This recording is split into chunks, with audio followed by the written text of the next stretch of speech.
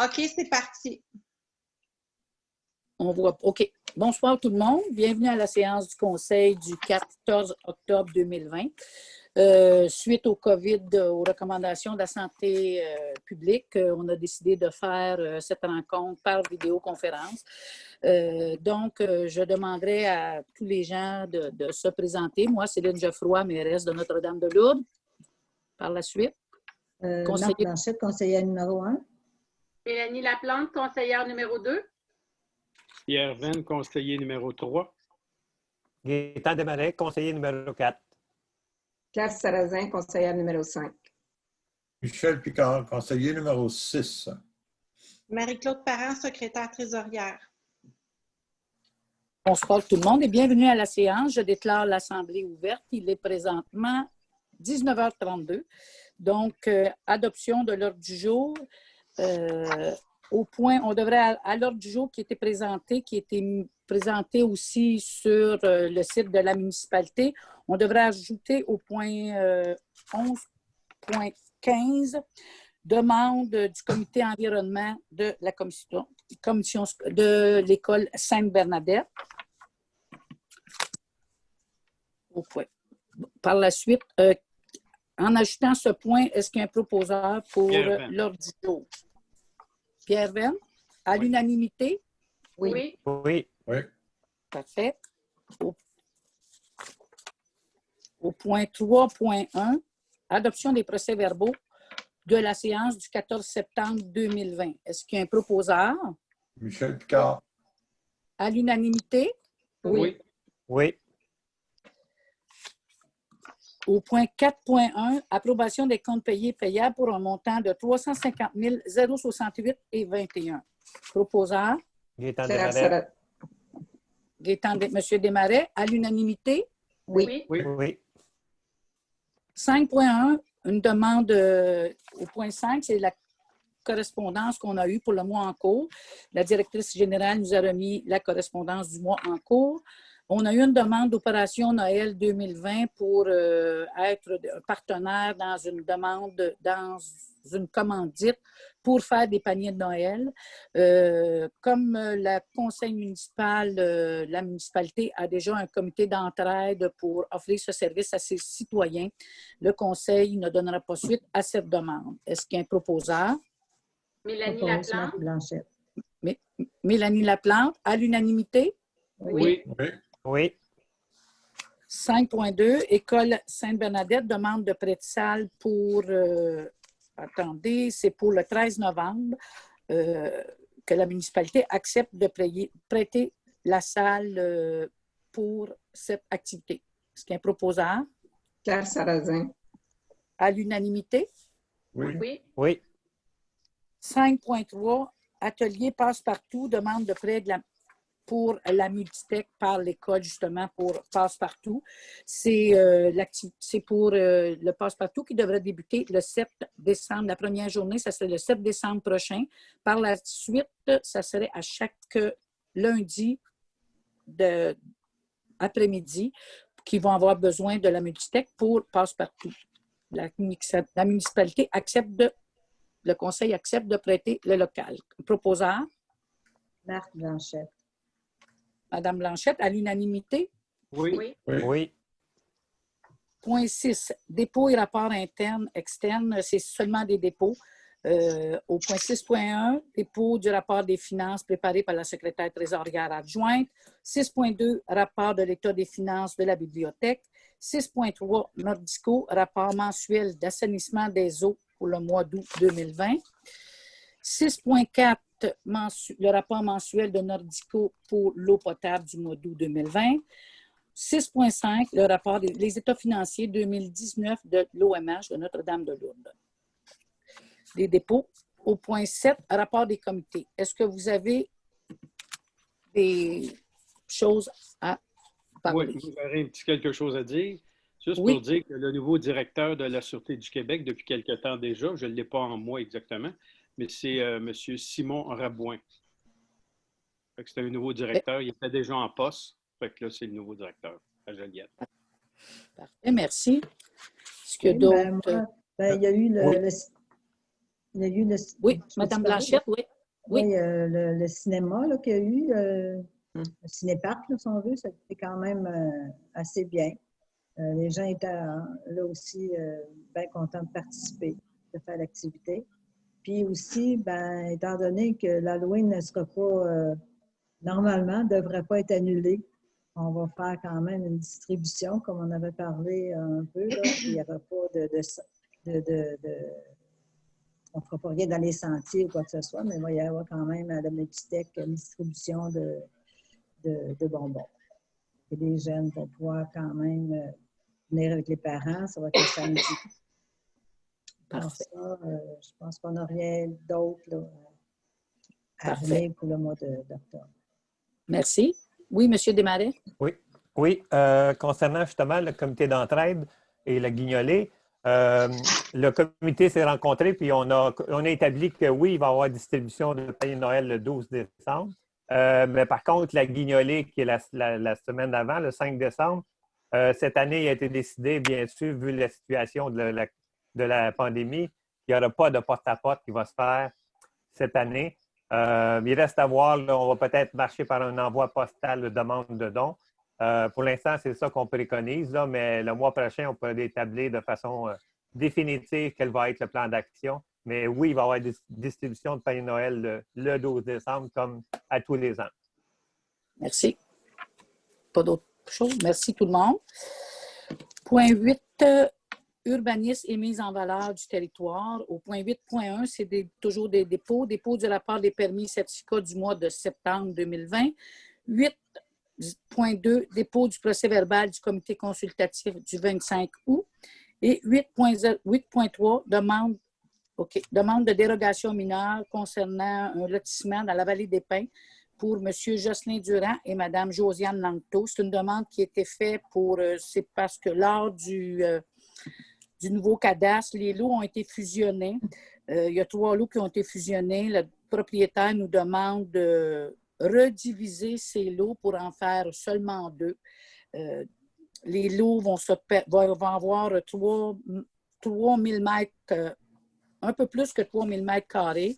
Il y a un lot qui est un peu dérogatoire parce que, selon les recommandations, le lot qui était déjà construit devrait avoir plus 4000 mètres selon la demande, les normes environnementales. Mais comme c'était une construction déjà existante, le comité consultatif d'urbanisme nous recommande d'accepter cette dérogation. Est-ce qu'il y a un proposeur? Je propose Michel Picard. Michel Picard, à l'unanimité? Oui. Merci. Demande de dérogation mineure pour un lotissement. C'est de M. Yannick Hubert. C'est pour une demande c'est sur la rue Valérie.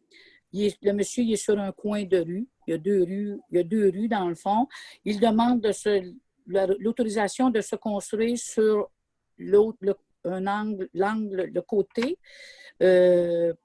au lieu d'être en façade de la rue Valérie. Et le fait qu'il se bâtisse sur cette rue-là, habituellement, on devrait avoir 50 mètres de façade et cette propriété, sur ce côté, il y a seulement 44 mètres, 15 de façade. Le comité consultatif recommande d'accepter cette dérogation. Est-ce qu'il y a un proposeur? Pierre Venn. À l'unanimité? Oui. Merci. 8.5, demande de dérogation mineure concernant une clôture qui a été demandée par M. Serge Grégoire. C'est d'installer une clôture en bordure sur la ligne d'emprise sur le boulevard Barrette et une aussi pour délimiter son terrain sur la rue principale. Donc, sur le boulevard Barrette, il est un peu dérogatoire. Il demande à ce que sa clôture continue et elle sera sur la ligne d'emprise vraiment du boulevard. Et pour l'autre côté, il va avoir vraiment à respecter le 1 mètre à l'intérieur de la ligne. Donc, le comité consultatif demande d'accepter l'implantation de cette façon pour sa clôture. Est-ce qu'il y a un proposeur? Michel Picard. À l'unanimité? Oui. Oui. Merci.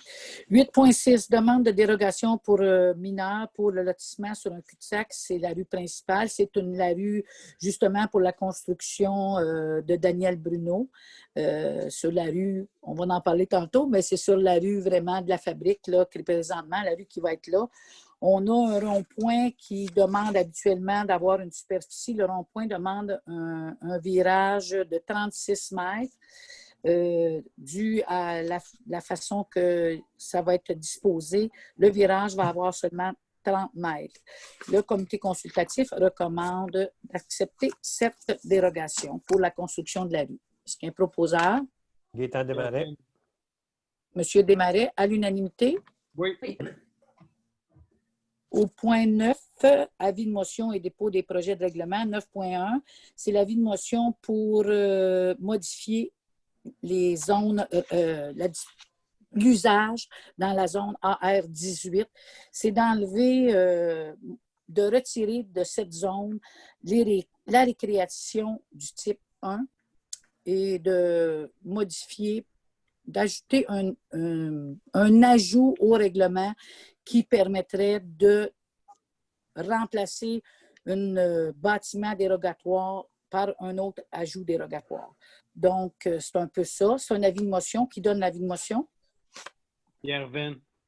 Pierre Venn. 9.2, avis de motion pour un règlement d'emprunt au montant de 490 842. C'est pour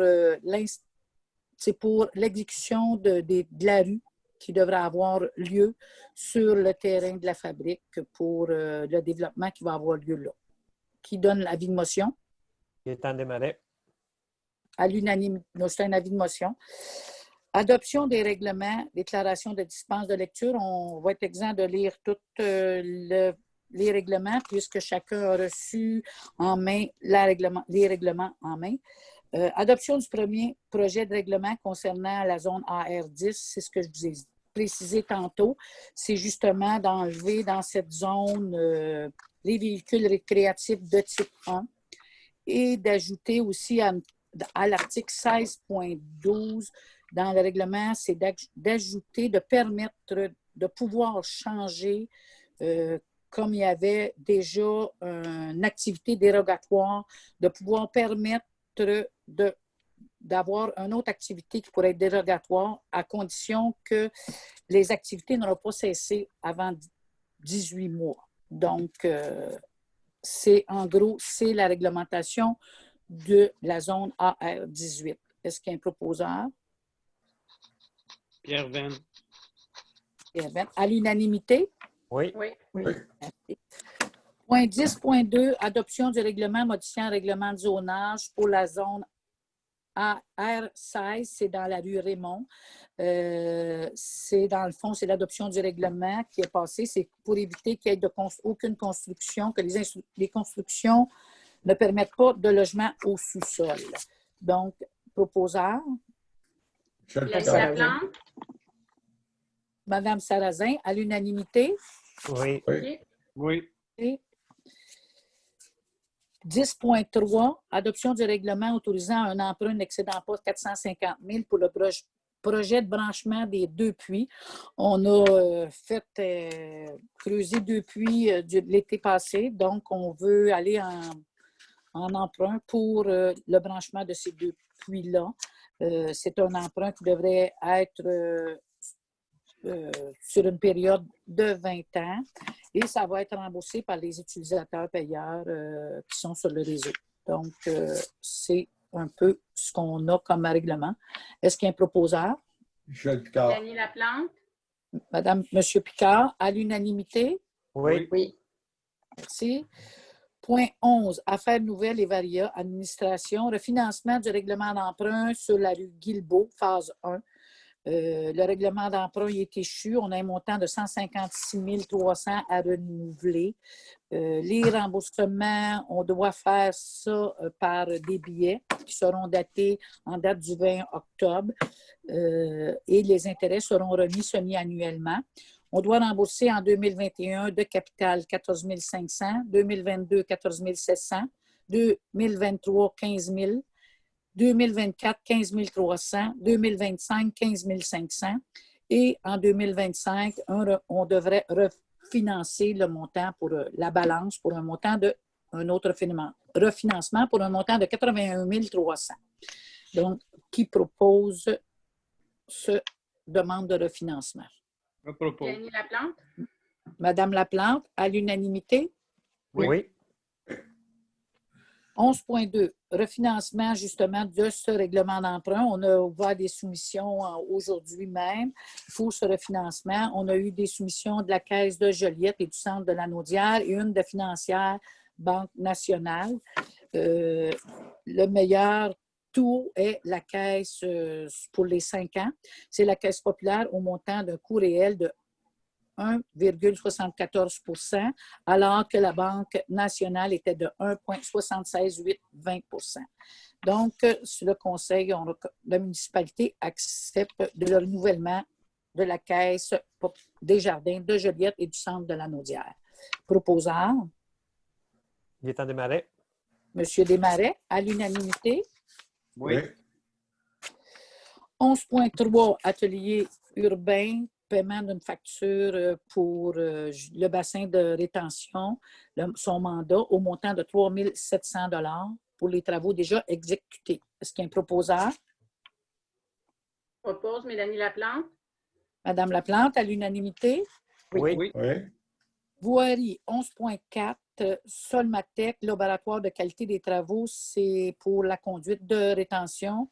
On a été en soumission, on a fait 4 demandes, on a eu seulement 3 soumissions reçues. Solmatec au montant de 5 048,50 $. Tous les 3 montants sont plus taxes. Englobe au montant de 5 165 $ plus taxes et EXP 5 300 $ plus taxes. Que sur recommandation, on recommande de prendre le montant de 5 048,50 $ à Solmatec. Est-ce qu'il y a un proposeur? Claire Sarrazin. Madame Sarrazin, à l'unanimité. Oui. 11.5, atelier multiprojet, réaménagement des services sanitaires à la Multitech. On veut le seul endroit où les toilettes ne sont pas aux normes pour les personnes à mobilité réduite. Donc, on veut faire réaménager cette installation à la Multitech. C'est d'accepter la demande, pas la demande, la soumission de Asselin Multiprojet au montant de 23 652,50 $ pour ces travaux. Est-ce qu'il y a un proposeur? Marthe Blanchette. Madame Blanchette, à l'unanimité. Oui. Oui. Eau potable et égout, 11.6, Nordico, paiement d'une facture pour un surplus de travaux au montant de 877,10 $. Est-ce qu'il y a un proposeur? Mélanie Laplante? Mélanie Laplante, à l'unanimité. Oui. 11.7, cohésion totale, paiement de la facture finale pour les honoraires pour la génératrice au centre communautaire et culturel. La balance qui reste, c'est un montant de 351,83 $ plus taxes. Proposeur? Claire Sarrazin. Madame Sarrazin, à l'unanimité. Oui. 11.8, cohésion totale aussi pour un montant de le même montant, 351,83 $, mais c'est pour les services professionnels, la balance pour la génératrice à la station d'eau potable. Proposeur? Gaétan Desmarais. Monsieur Venn, à l'unanimité. Oui. 11.9, Xerox, renouvellement du contrat de service pour le photocopieur. C'est de renouveler l'entente qui a été envoyée pour le contrat de service. C'est l'impression, c'est seulement des coûts d'impression qui est noir et blanc au montant de 0,078 sous et pour la couleur au montant de 0,682. Est-ce qu'il y a un proposeur? Michel Picard. Monsieur Picard, à l'unanimité. Oui. Oui. 11.10, programme de soutien et de la mise à niveau à l'amélioration des sentiers du site de pratique d'activité plein air. C'est une subvention qu'on peut obtenir, c'est d'autoriser notre directrice générale, Mme Parent, à faire des démarches pour cette demande de subvention. Un proposeur? Marthe Blanchette. Mme Blanchette, à l'unanimité. Oui. Toponymie, 11.11. Toponymie, c'est pour le lot, justement, que ça fait plusieurs mois qu'on se demande comment appeler la rue qui va apparaître bientôt sur le terrain de la fabrique, anciennement notre église et la fabrique. Après quelques demandes au comité, on a parlé au comité de CCU, demande des citoyens et au comité de conseil. Le nom qui a été retenu, c'est rue de la Pinède. Donc, nous allons apparaître cette nouvelle rue bientôt. C'est sur le terrain de la fabrique. Qui propose le nom? Blanchette. Madame Blanchette, à l'unanimité. Oui. Oui. Pont de Pâques, terrain de jeu pour justement la rue de la Pinède. C'est suite au lotissement qu'il va y avoir. Ce lot, le lot qui est présentement là, va être loti. Suite à la subdivision des lots qui va apparaître, on a le règlement nous permet de facturer un montant pour des frais de Pâques. Et donc, c'est de facturer à l'entrepreneur au montant de 12 375 pour les frais de Pâques. Est-ce qu'il y a un proposeur? Propose. M. Venn, à l'unanimité. Oui. Oui. Oui. 11.13, atteinte au pouvoir de zonage d'une municipalité et à la capacité des citoyens de se prononcer sur la réglementation de milieu de vie. C'est le ministère veut enlever le pouvoir aux municipalités d'interdire la location de type Airbnb dans les résidences principales. Donc, c'est une résolution qu'on tient à envoyer au ministère parce qu'on voudrait que ce soit les municipalités qui puissent garder ce pouvoir de décider s'il peut avoir, d'interdire cette location de type Airbnb sur le territoire de la municipalité. Est-ce qu'il y a un proposeur? Propose Mélanie Laplante. Madame Laplante, à l'unanimité. Oui. Oui. Les entreprises René Vincent, remplacement des ponceaux, on a des ponceaux à remplacer suite aux travaux qui vont avoir lieu prochainement. Là. Tout va se faire dans l'espace de quelques semaines. On a des ponceaux à remplacer, c'est de donner le mandat aux entreprises René Vincent pour un montant de 25 000 $ pour le remplacement de ces ponceaux. C'est 25 000 $ taxes incluses. Est-ce qu'il y a un proposeur? Claire Sarrazin. Madame Sarrazin, à l'unanimité. Oui. Oui. 11.15, on a eu une demande du comité environnement de l'école Sainte-Bernadette. Le comité, suite justement au COVID et à la pandémie, le personnel ainsi que les professeurs doivent porter des masques régulièrement. Ils doivent changer leurs masques 2 fois par jour et ça prend des masques jetables. Afin d'éviter de jeter ces masques dans nos poubelles ordinaires, dans nos ordures, le comité demande, ils ont fait des démarches pour avoir, ils ont retrouvé des gens qui peuvent recycler ça. C'est TerraCycle qui peuvent recycler ces masques. Donc, il faut faire l'achat de boîtes qui sont remis à TerraCycle par la suite, qui eux autres font la récupération et font tout en sorte pour éviter que ça soit récupéré. La municipalité accepte, suite à ces démarches environnementales, de défrayer un montant de 500 $ pour les appuyer dans l'achat de leur boîte chez TerraCycle. Est-ce qu'il y a un proposeur? Pierre Venn. Monsieur Venn, à l'unanimité. Oui. On n'a pas reçu de questions de la part des citoyens suite l'ordre du jour qui avait été mis sur le site, Mme Parent. On n'a rien reçu, donc aucune question. Et donc, la prochaine rencontre aura lieu le 9 novembre à 19h30. Là, présentement, sur l'ordre du jour, c'est marqué sera tenue à l'ordre d'Hôtel de Ville, mais probablement qu'elle sera à huis clos par téléconférence pour cette séance de l'ordre du jour, de la prochaine séance. Est-ce qu'on lève l'Assemblée? Oui. Je lève. Madame Blanchette, à l'unanimité. Oui. Oui. Merci beaucoup et bonne soirée. C'est